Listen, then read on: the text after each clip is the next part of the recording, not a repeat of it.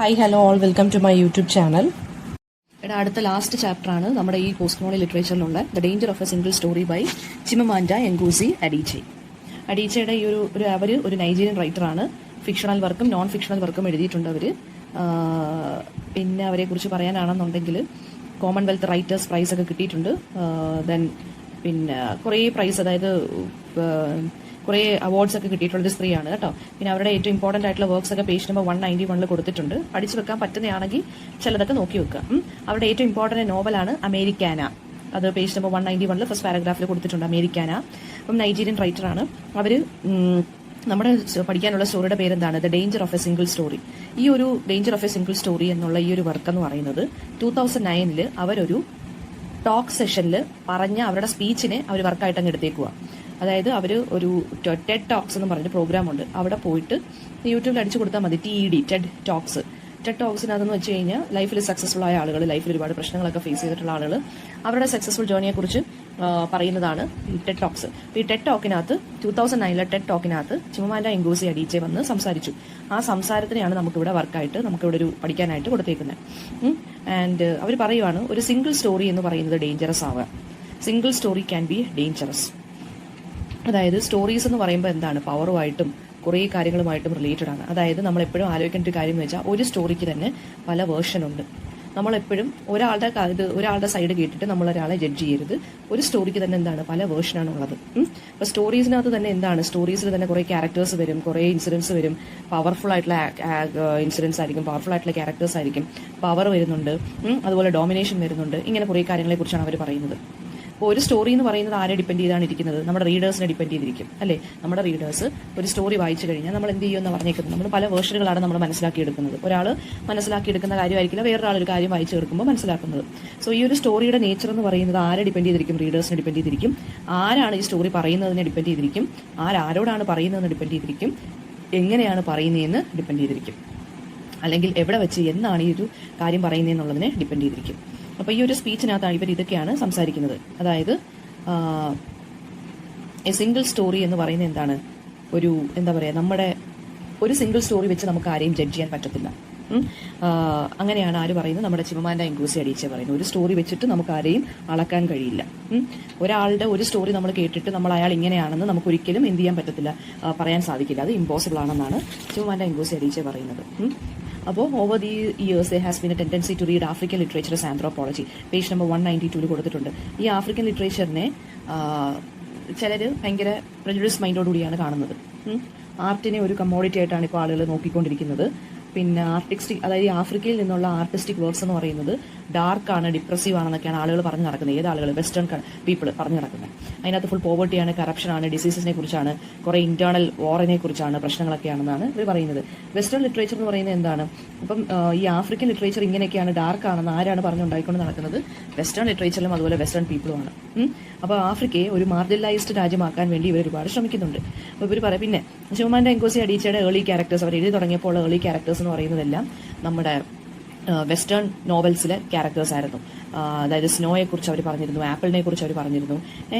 ക്യാരക്ടേഴ്സിനൊക്കെ white കളറായിരുന്നു, blue ice ഉണ്ടായിരുന്നു, ginger beer ഒക്കെ കുടിച്ചിരുന്ന heroes ആയിരുന്നു നമ്മുടെ ചിമമാൻഡ എൻഗൂസി അഡീച്ചെ ആദ്യം എഴുതിയിരുന്ന സമയത്തുള്ള ക്യാരക്ടേഴ്സ് ഫുൾ. അതായത് ഇവർക്ക് വായിക്കാൻ കിട്ടുന്ന നോവലുകളെല്ലാം എന്താണ്? വെസ്റ്റേൺ നോവൽസ് ആണ്. അമേരിക്കക്കാർ അല്ലെങ്കിൽ ബ്രിട്ടൻ നോവൽസ് അല്ലെങ്കിൽ ബ്രിട്ടീഷ് നോവലിസ്റ്റുകളുടെ അല്ലെങ്കിൽ അമേരിക്കൻ നോവലിസ്റ്റുകളുടെയാണ്. സോ എഴുതാൻ തുടങ്ങിയപ്പോൾ ചിമമാൻഡ എൻഗൂസി അഡീച്ചെ അവരുടെ ബിഗിനിങ് നോവൽസിലെല്ലാം, ഏർലി നോവൽസിലെല്ലാം വെസ്റ്റേൺ നോവൽസിലെ ക്യാരക്ടേഴ്സിനൊക്കെ ഇമിറ്റേറ്റ് ചെയ്തിട്ടാണ് എഴുതിയിരുന്നത്. ആരും ഇവരുടെ ക്യാരക്ടേഴ്സിനൊന്നും ഒരു ആഫ്രിക്കൻ ടച്ച് വരുന്നില്ലായിരുന്നു.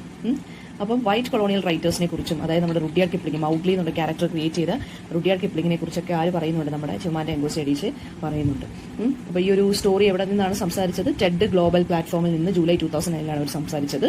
ചൈൽഡ്ഹുഡ് ക്യാമ്പ്, പിന്നെ അവരുടെ ചൈൽഡ്ഹുഡ് എവിടെയായിരുന്നു അവർ പിന്നെ എവിടെയായിരുന്നു താമസിച്ചിരുന്നത്, സ്പെൻഡ് ചെയ്തിരുന്നതെന്ന് വെച്ചാൽ ഈസ്റ്റേൺ നൈജീരിയയിലായിരുന്നു. പിന്നെ അഡീച്ചയുടെ അച്ഛനും അമ്മയും, അച്ഛൻ എന്ന് പറഞ്ഞ പ്രൊഫസറാണ്, അമ്മയെന്ന് പറയുന്നത് ഒരു അഡ്മിനിസ്ട്രേറ്റർ ആയിരുന്നു നൈജീരിയയിലെ. പിന്നെ വെസ്റ്റേൺ ബുക്സിനകത്തെ ഫോൾസ് ബിലീവ്സ് എന്തൊക്കെയായിരുന്നു? പേജ് നമ്പർ 193 കൊടുത്തിട്ടുണ്ട്. ഫസ്റ്റ് ക്വസ്റ്റ്യൻ, വെസ്റ്റേൺ ബുക്സ് എന്ന് പറയുന്നത് സത്യം പറഞ്ഞാൽ ഒരു ഫോറിനേഴ്സ് ക്രിയേറ്റ് ചെയ്തിരുന്നു നമ്മുടെ അഡീച്ചയുടെ മൈൻഡിൽ. എന്തോ ഭയങ്കര സംഭവമാണ് വെസ്റ്റേൺ ബുക്സ് അല്ലെങ്കിൽ വെസ്റ്റേൺ കൾച്ചർ അല്ലെങ്കിൽ വെസ്റ്റേൺ ലാൻഡ് എന്ന് പറഞ്ഞ ഒരു ഫോറിനേഴ്സ് ആയിരുന്നു അഡീച്ചയുടെ മൈൻഡിൽ എപ്പോഴും ഉണ്ടായിരുന്നത് വെസ്റ്റേൺ കേൾക്കുമ്പോൾ. പിന്നെ ഓദറിന്റെ പെർസ്പെക്റ്റീവ്സ് എപ്പോഴാണ് മാറിയത്? ആഫ്രിക്കൻ ലിറ്ററേച്ചർ വായിച്ചപ്പോഴാണ് മനസ്സിലായത് ആഫ്രിക്കൻ ലാൻഡിൽ അല്ലെങ്കിൽ ആഫ്രിക്കൻ ലിറ്ററേച്ചർ എന്ന് പറയുന്നത് അൺഎക്സ്പ്ലോർഡ് സ്പേസ് ആണെന്ന്, വെസ്റ്റ് പോലെ അല്ലാന്ന്. പിന്നെ ഒരു ഫിദെ എന്ന് പറഞ്ഞൊരു പുവർ ബോയുടെ കാര്യം അഡീച്ച പറയുന്നുണ്ട്. അത് അഡീച്ചയുടെ ഹൗസ് ഹോൾഡ് വർക്ക് ചെയ്തൊരു ബോയ് ആണ്. പിന്നെ പേജ് നമ്പർ 193 സെവൻത്ത് ക്വസ്റ്റൻ, അത് യൂണിവേഴ്സിറ്റി ക്വസ്റ്റൻ ആയിട്ട് ചോദിച്ചിട്ടുള്ളതാണ്. എൻകാലി എന്നുള്ള ഇഗ്ബോ വേർഡിന്റെ മീനിങ് എന്താണ്? ഇഗ്ബോ എന്ന് പറയുമ്പോൾ നമ്മുടെ നൈജീരിയയിലെ ഒരു ലാംഗ്വേജ് ആണ്. എൻകാലി എന്ന് വെച്ചാൽ മീനിങ് എന്താണ്? To be greater than another. Okay. പിന്നെ സിംഗിൾ സ്റ്റോറി എന്താണെന്ന് പറഞ്ഞേക്കുന്നത് ഡേഞ്ചറസ് ആണ്. കാരണം എന്താണ്? ആളുകളുടെ ഡിഗ്നിറ്റി അത് റോബ് ചെയ്യുന്നു. എന്ന് വെച്ചാൽ നമ്മളിപ്പോൾ ഒരേ ഒരു നെഗറ്റീവ് ഇൻസിഡന്റ് കൊണ്ട് നമുക്കൊരാളെ ജഡ്ജ് ചെയ്യാൻ പറ്റില്ല. അതാണ് പറഞ്ഞേക്കുന്നത്. പിന്നെ റുഡിയാർഡ് കിപ്ലിംഗ് എങ്ങനെയാണ് ആഫ്രിക്കൻ പീപ്പിളിനെ ഡിസ്ക്രൈബ് ചെയ്തത്? ഹാഫ് ഡബിൾ ഹാഫ് ചൈൽഡ് എന്നാണ്. അത് ഇമ്പോർട്ടന്റ് ആണ്. Page number 193 10th question. പിന്നെ സ്റ്റോറീസ് എങ്ങനെയാണ് റീഡേഴ്സിനെ ഇൻഫ്ലുവൻസ് ചെയ്യുന്നത്? പവർ വഴി, അതായത് ഒരു കൾച്ചറൽ ഹെജ്മണി വഴി. അങ്ങനെയാണ് നമ്മുടെ റീഡേഴ്സിനെ അവർ ഇൻഫ്ലുവൻസ് ചെയ്യുന്നത്. ഹെജ്മണി എന്ന് വെച്ചാൽ എന്താ? ഡോമിനേഷൻ. പിന്നെ എങ്ങനെയാണ് സ്റ്റോറീസ് എംപവർ ചെയ്യുന്ന പീപ്പിളിനെ? അതെങ്ങനെയാണെന്ന് വെച്ച് കഴിഞ്ഞാൽ അവരുടെ ആ ഒരു ബ്രോക്കൺ ഡിഗ്നിറ്റി അത് റിപ്പയർ ചെയ്യുന്ന പറഞ്ഞേക്കുന്ന സ്റ്റോറീസ്. ബ്രോക്കൺ ഡിഗ്നിറ്റി എന്ന് വെച്ചാൽ വേറെ ഒന്നുമില്ല, അവരുടെ ബ്രോക്കൺ വാല്യൂസിനെ, റീഡേഴ്സിന്റെ ബ്രോക്കൺ വാല്യൂസിനെ, ബ്രോക്കൺ ബിലീഫ്സിനെ എല്ലാം റിപ്പയർ ചെയ്യാനുള്ള കഴിവുണ്ട് സ്റ്റോറീസിനുണ്ട്. ദെൻ വാട്ട് ഇസ് എ ഫെറാഫിന ട്രസ്റ്റ്? ഫെറാഫിന ട്രസ്റ്റ് എന്ന് പറയുന്ന ഒരു നോൺ പ്രോഫിറ്റ് ഓർഗനൈസേഷൻ ആണ്. ചിവുമാൻഡ എൻഗോസി അഡീച്ചെ അവരുടെ നൈജീരിയൻ പബ്ലിഷറും കൂടി സ്റ്റാർട്ട് ചെയ്തതാണ്. അത് പീപ്പിളിനെ എഡ്യൂക്കേറ്റ് ചെയ്യാൻ വേണ്ടി സ്റ്റാർട്ട് ചെയ്തൊരു സംഭവമാണ്. ലൈബ്രറീസ് എസ്റ്റാബ്ലിഷ് ചെയ്യുന്നതായിരുന്നു ഇവരുടെ ജോലി, ഈ ഒരു ഓർഗനൈസേഷന്റെ ജോലി എന്ന് പറയുന്നത്. പിന്നെ ഇനി അമേരിക്കൻ റൂംമേറ്റിനെ കുറിച്ചാണ് പറയുന്നത്. ചിവുമാൻഡ എൻഗോസി അഡീച്ചയുടെ അമേരിക്കൻ റൂംമേറ്റ് എങ്ങനെയായിരുന്നു എന്ന് ഒരു ഇൻസിഡന്റിനെ കുറിച്ച് പറയുവാണ്. ഇവർക്കൊരു അമേരിക്കൻ റൂംമേറ്റ് ഉണ്ടായിരുന്നു. ഇവർ കോളേജിൽ പഠിക്കാൻ പോയ സമയത്ത് ഈ റൂംമേറ്റിന് ആഫ്രിക്കൻ പീപ്പിളിനെ കുറിച്ച് ഓൾറെഡി കുറേ പ്രജുഡിസസ് ഒക്കെ ഉണ്ടായിരുന്നു, മുൻധാരണകളൊക്കെ ഉണ്ടായിരുന്നു. ആഫ്രിക്കൻസ് ഇംഗ്ലീഷ് സംസാരിക്കത്തില്ലെന്നും ട്രൈബൽ മ്യൂസിക് മാത്രമേ കേൾക്കത്തോളം എന്നൊക്കെയുള്ളൊരു മുൻധാരണകൾ വെച്ച് പുലർത്തിക്കൊണ്ടിരുന്നൊരു അമേരിക്കൻ റൂംമേറ്റിനെയാണ് കിട്ടിയത്. പക്ഷേ ശരിക്കും പറഞ്ഞു കഴിഞ്ഞാൽ എന്താണ്, ട്രൈബൽ മ്യൂസിക് ഉണ്ടോ എന്നൊക്കെ ചോദിച്ചപ്പോഴത്തേക്കും അഡീച്ച എന്ത് ചെയ്യാണ് ചെയ്തത്? ഒരു അമേരിക്കൻ സിംഗറിന്റെ, അതായത് മരിയ കാരിയുടെ ഒരു കാസറ്റ് എടുത്ത് തിരിച്ച് അമേരിക്കൻ റൂംമേറ്റിന് കൊടുത്തു. അപ്പോഴത്തേക്കും അവർ ഷോക്കായി. അതാണ് മിസ് പറഞ്ഞത്, ഒരു സിംഗിൾ സ്റ്റോറി വെച്ച് ആരെയും ജഡ്ജ് ചെയ്യരുതെന്ന്. അതായത് ആഫ്രിക്കൻസിനെ കുറിച്ച് പല പല സ്റ്റോറികളാണ് പല ആളുകളും കേൾക്കുന്നത്. പക്ഷേ അതേ മുൻപ് പ്രജുഡിസോടുകൂടി നമ്മുടെ അമേരിക്കൻ റൂംമേറ്റ് അഡീച്ചയുടെ അടുത്ത് വന്നപ്പം അവൾ ഡിസപ്പോയിന്റഡ് ആയി. കാരണം അഡീച്ച നല്ലപോലെ ഇംഗ്ലീഷ് സംസാരിക്കും, ട്രൈബൽ മ്യൂസിക് അല്ല കേൾക്കുന്നത്, അമേരിക്കൻ മ്യൂസിക്കാണ് കേൾക്കുന്നതെന്ന് അറിഞ്ഞപ്പോൾ അമേരിക്കൻ റൂംമേറ്റിന് വരെ വളരെ ഷോക്കായി. ദെൻ ചിവുമാൻഡ എൻഗോസി അഡീച്ചയുടെ ഏർലി ക്യാരക്ടേഴ്സ് എങ്ങനെയായിരുന്നു? വെസ്റ്റേൺ നോവൽസിലെ ക്യാരക്ടേഴ്സ് ആയിരുന്നു ഉണ്ടായിരുന്നത്. അതുപോലെ ആയിരുന്നു ഇമിറ്റേറ്റ് ചെയ്തിരുന്നത്. ബ്രിട്ടീഷ് ആൻഡ് അമേരിക്കൻ ക്യാരക്ടേഴ്സിനെ ഇമിറ്റേറ്റ് ചെയ്തിരുന്നു. വൈറ്റ് ക്യാരക്ടേഴ്സിനാണ് ക്രിയേറ്റ് ചെയ്ത് സ്നോയിൽ കളിക്കുന്ന, ആപ്പിൾസ് തിന്നുന്ന, ജിഞ്ചർ ബിയർ ഒക്കെ കുടിക്കുന്ന ടൈപ്പ് ഓഫ് ക്യാരക്ടേഴ്സ് ആയിരുന്നു ഉണ്ടായിരുന്നത്.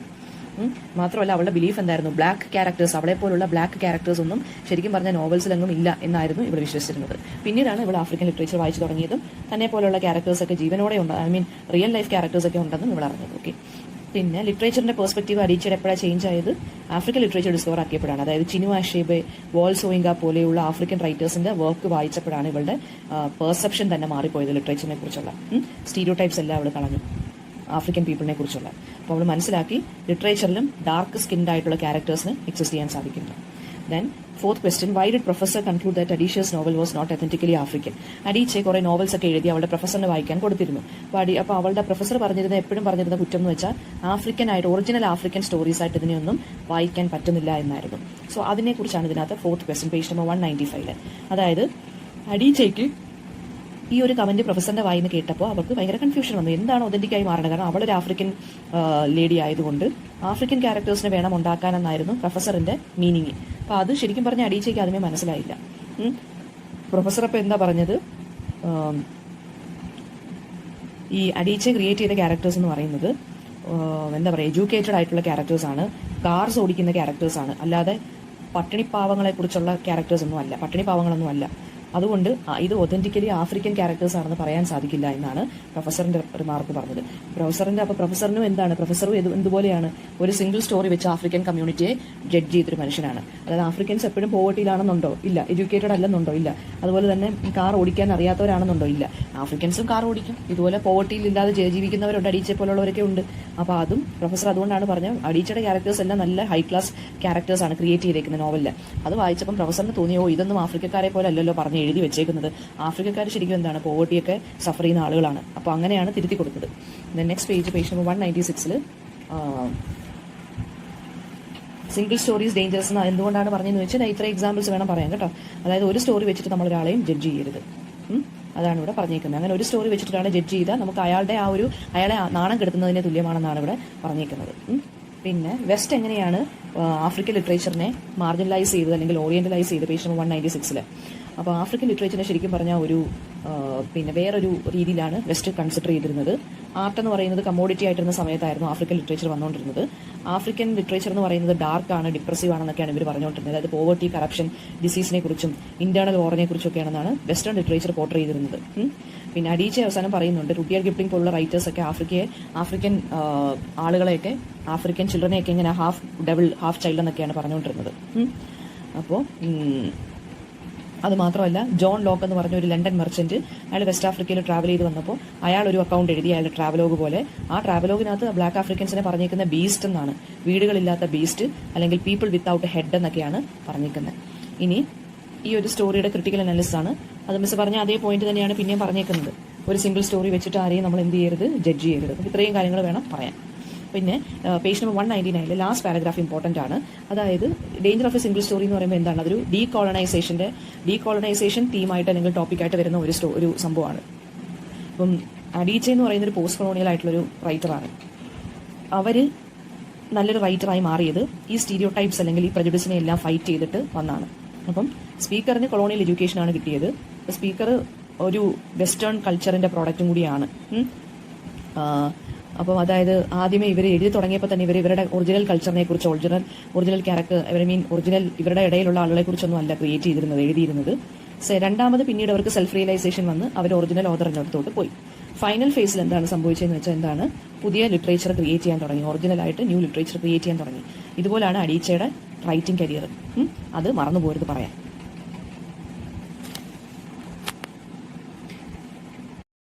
എന്തെങ്കിലും ഡൗട്ട് ഉണ്ടെങ്കിൽ so ask in the comment section. Thank you.